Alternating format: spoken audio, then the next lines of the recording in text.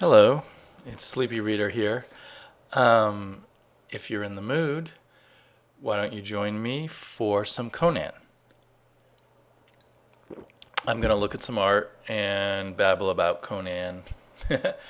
I'm going to try and do a roughly kind of chronological look at different artists who did Conan, and at the same time just kind of think about why I still like Conan, why I've liked Conan for so long.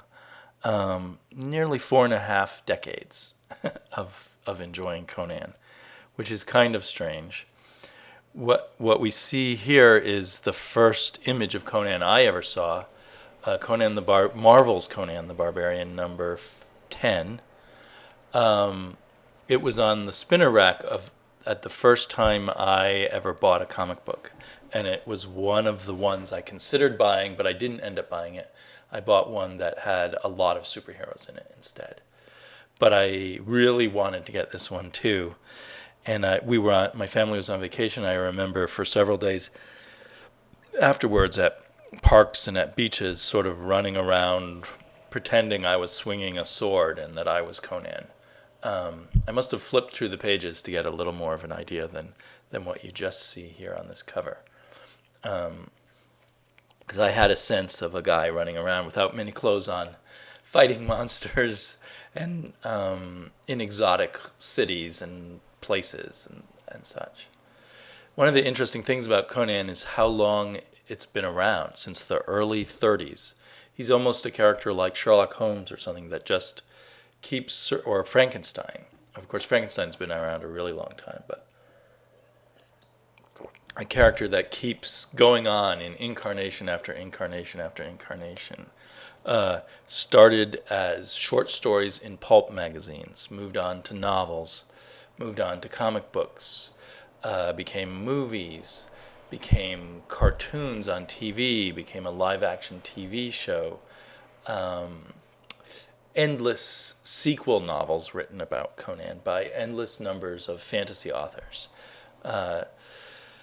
And the comic books just keep coming back in different forms. So let's go back to the very beginning. Here's a cover of Weird Tales, where the sort of semi-popular pulp magazine where Conan first appeared, and by all rights, that would have been it. A few stories were published, I think a total of about 25 Conan stories. And then in 1936, the author killed himself around, I think, the age 30 or thereabouts. So he was still a very young man. And he did, make the cover of the magazine a number of times. So, I mean, in that sense, well, that's weird. Huh.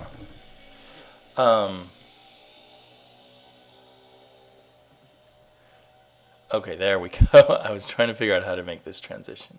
So he did make the cover of a number of times.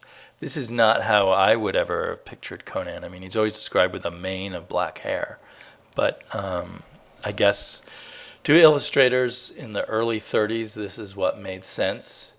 You do have the scantily clad women and the fighting of monsters, of magic, and a sense of ancient times a little bit. But by my sensibilities, shaped long afterwards, this is a kind of surprising image of Conan, but this is what the early artists thought of him. There's an interior illustration. This feels a little closer to being, what you might imagine from Conan from reading the stories.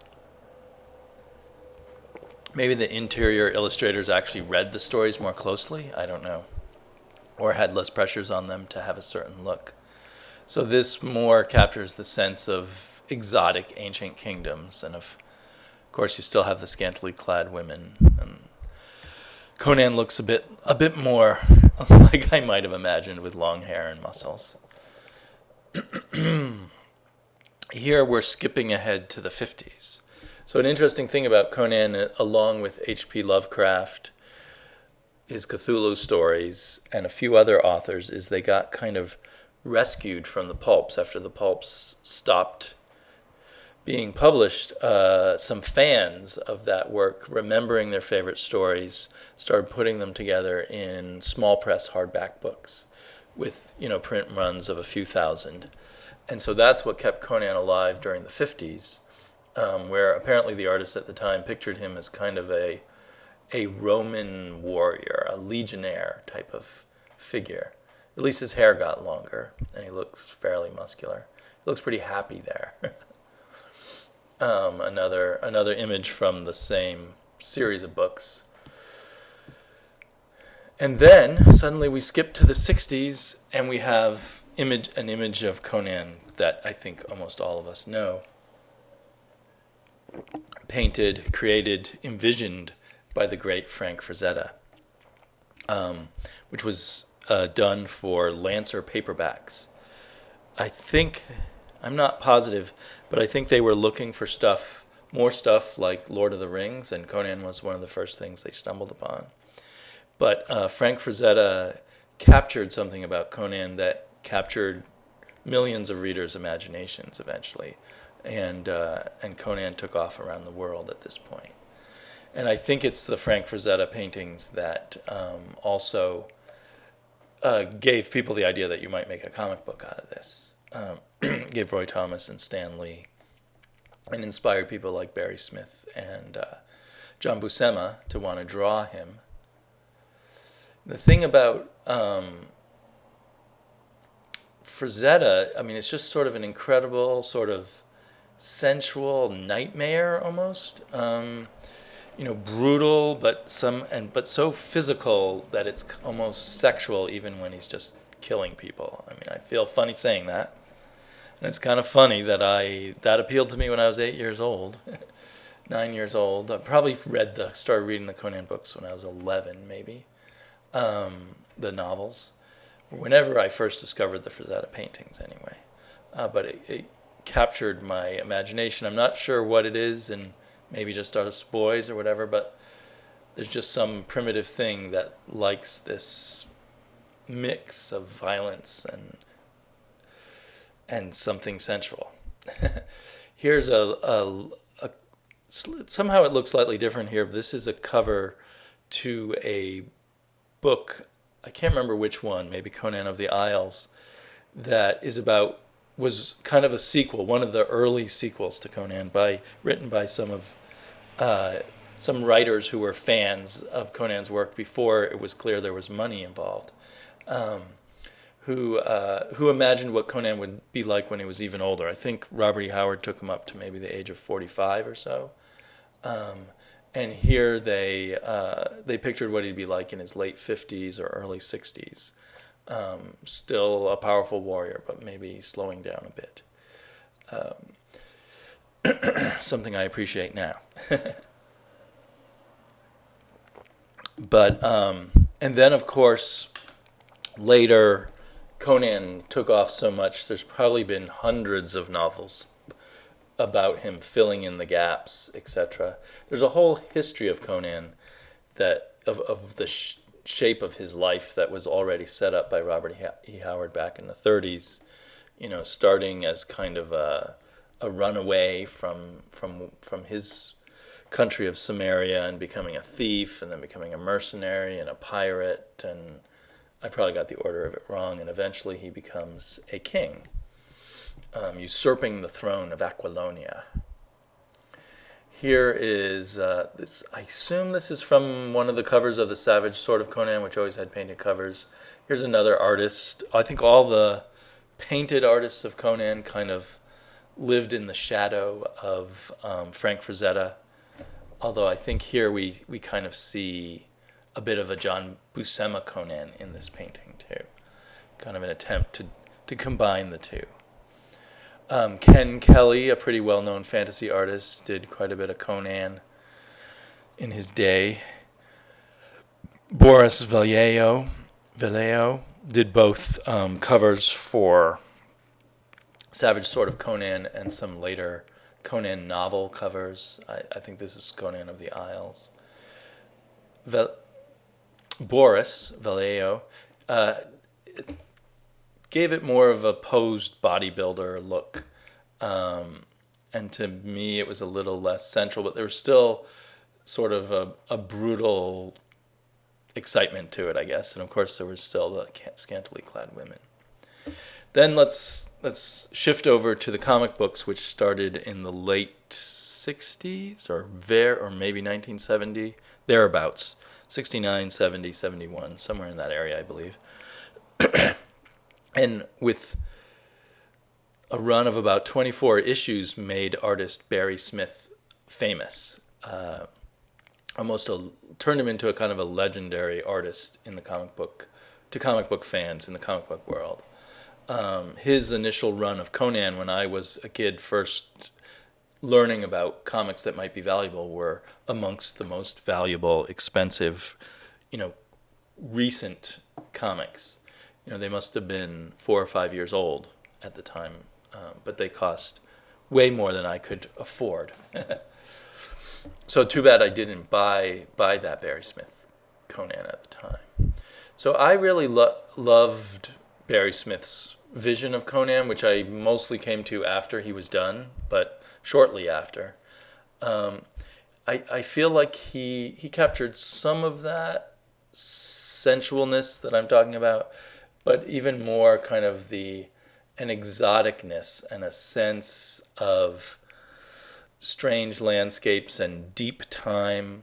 Another appeal of Conan that mixes in this sort of barbaric violence and sensualness is this sense of layers of history and layers of magical kingdoms and forgotten kingdoms and strange peoples. And Robert E. Howard did create sort of this fake history that happened after the sinking of Atlantis and before recorded history as we know it, and with rises and falls of whole sort of kingdoms and races and the like.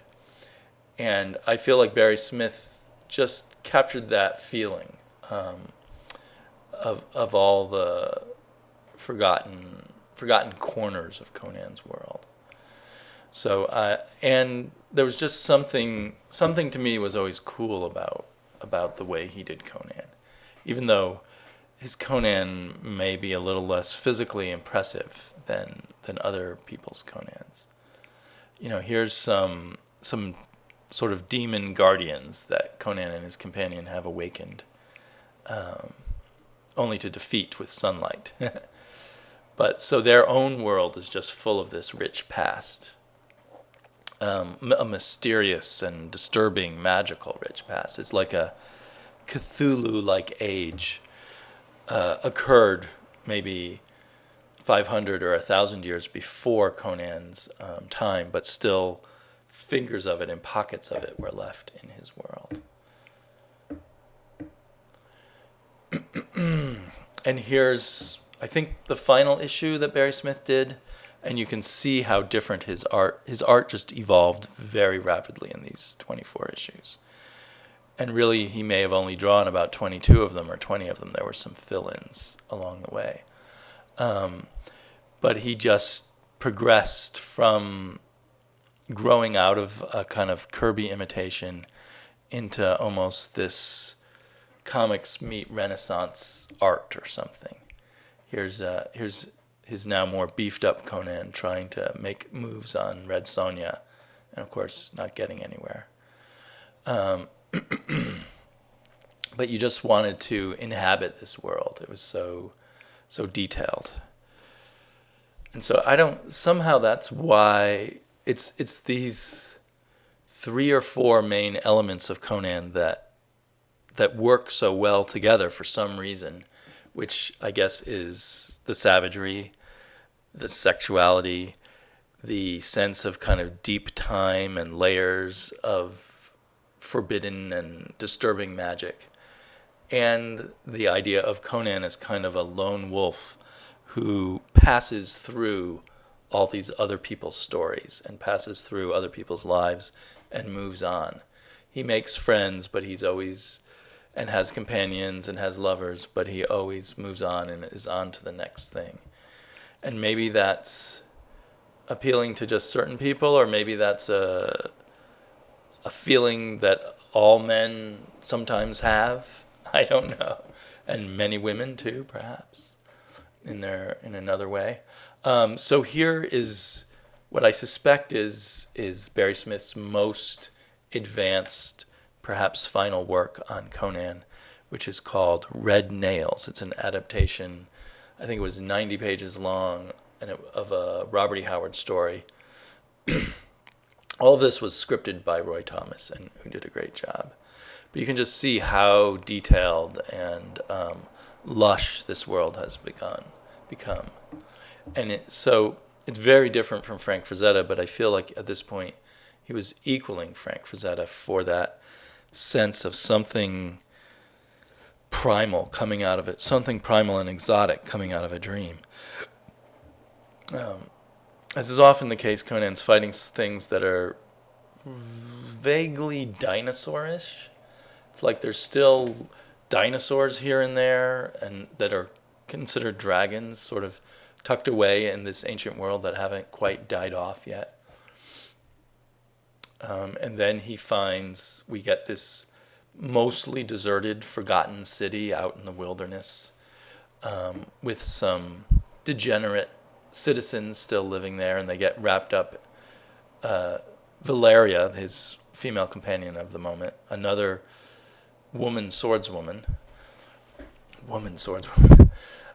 female warrior, like Red Sonja in a sense, who also is not easy for Conan to bed. They stumble together and have this adventure in this strange city. Another interesting, so that's Barry Smith, and for me, for a long time, he cast a long shadow over Conan comics, and it was a little, even though I enjoyed other artists doing it, it was a little hard to get out from under his spell. But here is Gil Kane with Neil Adams inking Gil Kane, which to me is just amazing, doing one fill-in story of Conan, which was excellent, but it's such a different mood. I don't know if it's more earthy, less, even though this panel's very dreamlike, and I feel like Gil Kane is another artist who's kind of entered my dreams and my subconscious, still couldn't really match the sense of richness of Barry Smith for me. Here's Neil Adams on his own. I think he did the inking too, although I couldn't be positive. It might have been Dick Giordano. Doing his own fill-in issue of a color Conan comic book. It's very interesting, very rich, a very different flavor. Would be fascinating if Neil Adams could have done like a 25-issue run of Conan, what he might have done with it, what he might have developed. In a way, I feel it's strange seeing the Adams-style realism mixed with this far-flung exotic world, but it could have worked. Could have been pretty cool to have a run of issues, but this was the only one. Well, there was also one other black and white one he did for the Savage Sword of Conan. So anyway,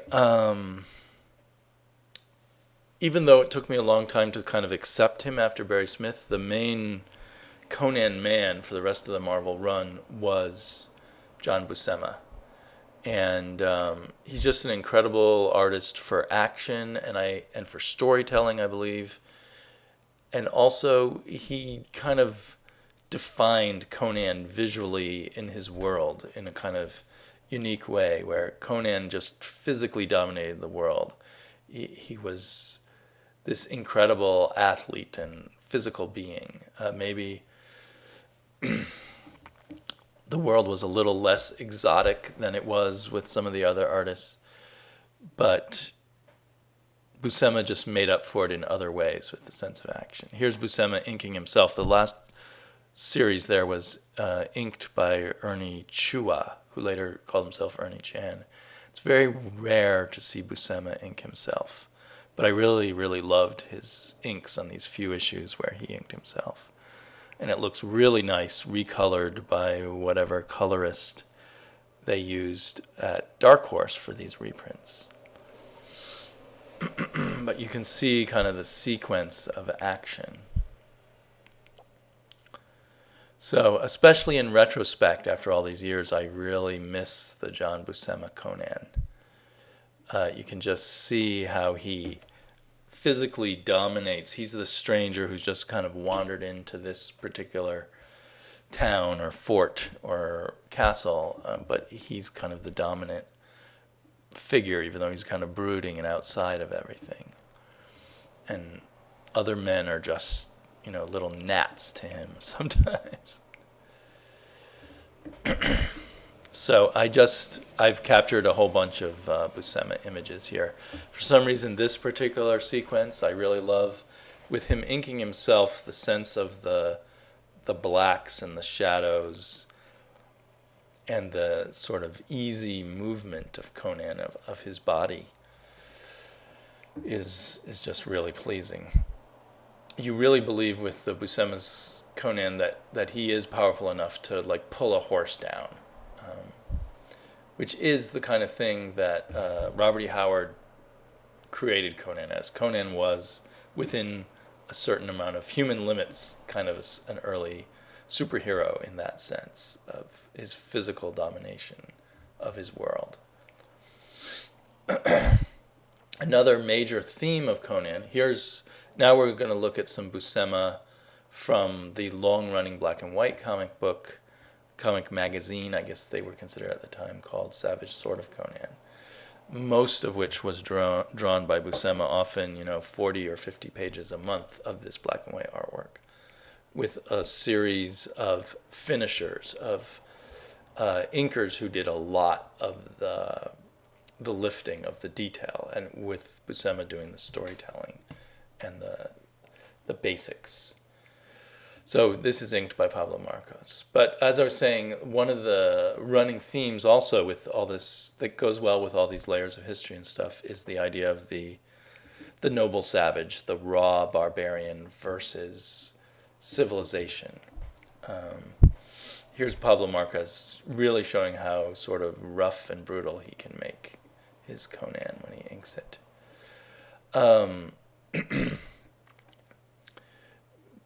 And so, the barbarian is always better than civilization. So this is still Buscema's ink, still Buscema's pencils, but a completely different inker, a wonderful inker named Alfredo Alarcón. I can never quite remember that right.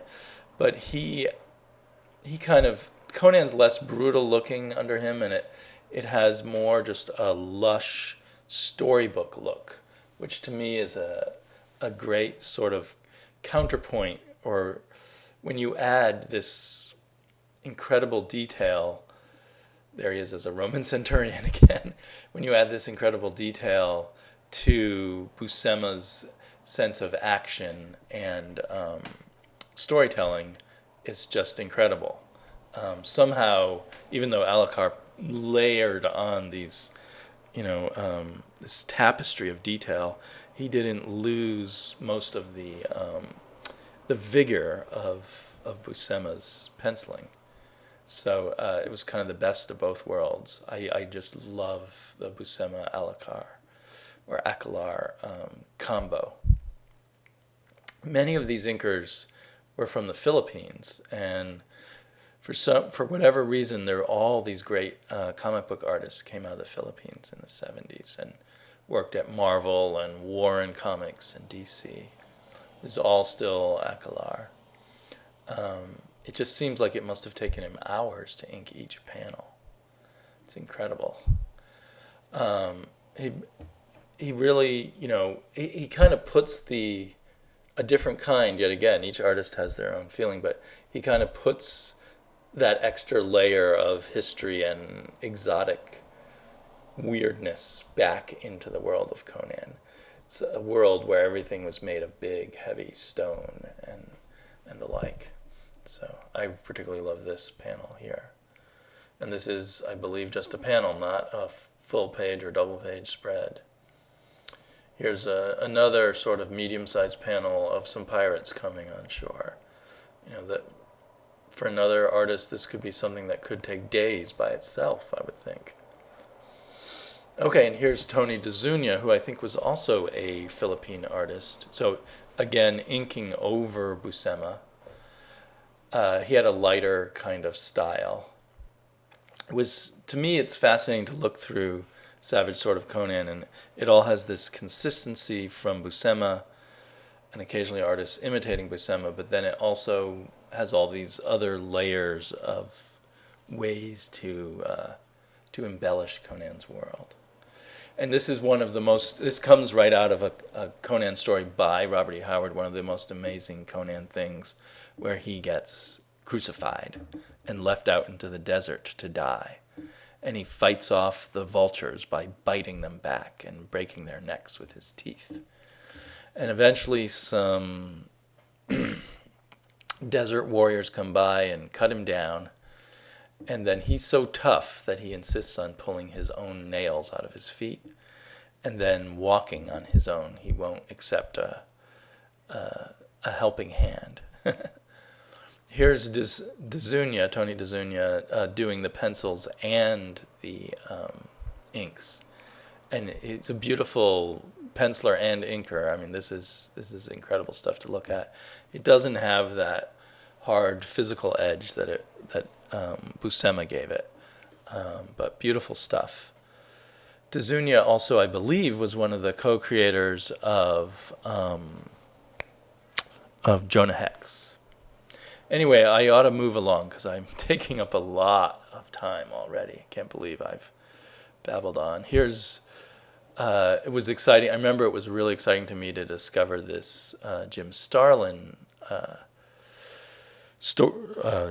penciled story. I think maybe he inked it too, or anyway, I can't remember for sure. But he brings his own little flair to Conan. He's giving him a bit of a John Buscema look, which was kind of the house look of Conan at that time. But it definitely has a distinct Jim Starlin approach, which I really enjoy.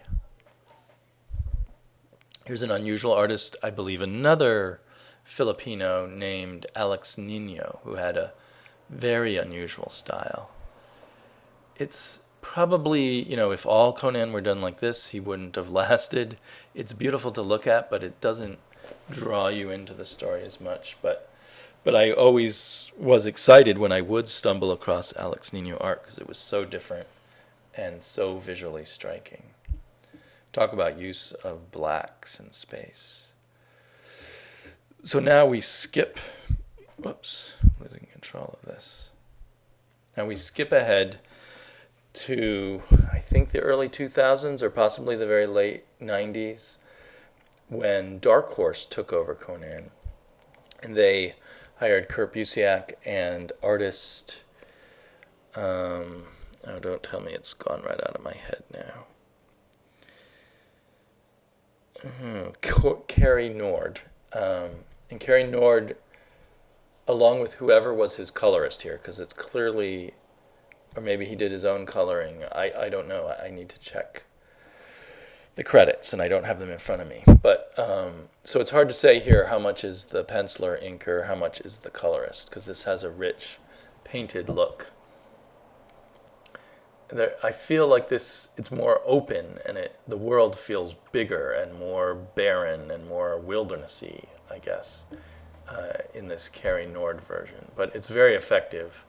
My only complaint, if it is a complaint, is that he looks a little bit too much like Arnold Schwarzenegger. I never really liked the Arnold Schwarzenegger Conan, because that was kind of Conan as the dumb brute, and I really like the idea of Conan as a savage, but an extremely intelligent savage, probably the smartest guy in the room wherever he was. Anyway, but Nord's vision Nord and his colorist vision is very effective. And a completely different take by someone who did a lot of work and maybe still be doing work for Dark Horse's Conan is Tim. It's getting too late at night. Oh. Okay, he used to do Scout and other. Tim Truman. So his Conan is brutal, but there's kind of this weird, cruel, sadistic sense of humor to these stories and to the way he did the art. It's perhaps less sensual, but he certainly does the Cthulhu-like elements here very well. Truman also has done a lot of the writing on stuff that he didn't illustrate in the many Conan series that Dark Horse has done. Even though in saying it's less sensual, there is this naked ghost that Conan ends up having a good time with until these mummies show up. And another really cool artist, Kelly Jones, didn't actually draw Conan, but drew this story about Thoth-Amon in Conan's world. Thoth-Amon is like the most powerful wizard, evil wizard, in the Conan world, and a great link to the past of evil sorcery that he's kind of digging up and reviving all kinds of evil, almost Cthulhu-like sorcery from the past. So it'd be cool to see Kelly Jones work on more of Conan in the Hyperborean age again. This was like a 4-issue miniseries. Very excellent. I highly recommend it. And here's another really unusual artist, Richard Corbin, who didn't quite do Conan. He did some flashbacks to Conan's grandfather's adventures. So here's Corbin's view of Conan's grandfather. Very different take, but very effective to me. I'd love to see Richard Corbin do more Conan. I'd love to see Richard Corbin even do the writing of Conan, because he has such his own kind of unique, bizarre take on things, both violent and sexual, as is Conan. So yeah, that was cool. And then most recently, they've started this whole series of Conan stories written by Brian Wood, with a new artist every 3 issues. And the first 3 issues were particularly notable because they had Becky Cloonan doing Conan. I don't know if she's the first woman to draw Conan. Could well be. Wood and Cloonan's Conan is very young. I don't know if he's really supposed to be this young in the Conan chronology, because there's a very well worked out chronology of what Conan did at what age. And I thought he should be about 30 at this point, where he joins the pirate queen Belette and becomes her lover, and they have a whole bunch of pirating adventures before Belette's demise. So Cloonan captures this kind of young, wild, violent teenager lover's kind of side that Brian Wood's going for very well. I will say that I don't think she's as good at the action, and Conan, of course, it's a whole new view of Conan again as a less imposing physical figure, even though he's, the great fighter in these stories. But yeah, the action is just not nearly as convincing as many of the other artists in the past have done. And then, with every 3 issues, us getting a new artist with this latest Conan run, I've lost track of the names of all the artists. Declan Shalvey was one of them. I don't think that is Declan Shalvey's art right there. But I'm not sure who. That might be Declan Shalvey there. Yeah, that, I believe, is Declan Shalvey. So, with every 3 issues, kind of the way Conan looks changing, and Brian Wood kind of going after this Conan that I don't quite get. I guess it's supposed to be like young love and the confusion of young love. I don't have the sense of deep time. There's kind of social commentary that doesn't quite fit together for me. I'll probably keep, what I've been doing with these Brian Wood ones is buying them digitally when they're on sale. So I'll probably keep grabbing them when they're on sale. I have enough of an interest in Conan to keep doing it. This is from this past month or two's Conan, still written by Brian Wood, with art now by David Gianfelice. And a lot of this is colored by Dave Stewart. I don't know if he did the coloring back with Cary Nord. Maybe he did that brilliant coloring with Cary Nord and gave us that painted effect. But here, Conan looks like a kind of skinny American Indian. It's not bad art, but it's kind of weird. So yeah, here I am, 44 years later after my first vision of Conan. Still very interested, still finding it compelling. It's violent, it's sexist. Maybe not as sexist as it could be, given that there often are strong warrior characters, female warrior characters, but generally the women's position in this world is pretty awful, and it's usually accepted with good humor and good fun. But the women warriors do go back to the early 30s stories, so that element was also always there. Conan meeting his match in a woman. But of course he always moves on, or the woman dies in the case of Ballet. So I guess this is still just that primitive male id in me that likes it, or is there something more? Do I agree with the critique that barbarism, savagery is better than civilization? I certainly don't always like civilization, so it may be just kind of certain satisfaction in having civilization made to look bad, even while having fun exploring all of its decadent layers. So this is my longest mini vlog yet. For anyone who has made it all the way through, thank you so much. Love to hear other people's thoughts on Conan. For those who do like Conan, or anyone who hates Conan, it'll all be quite interesting. Talk to you later.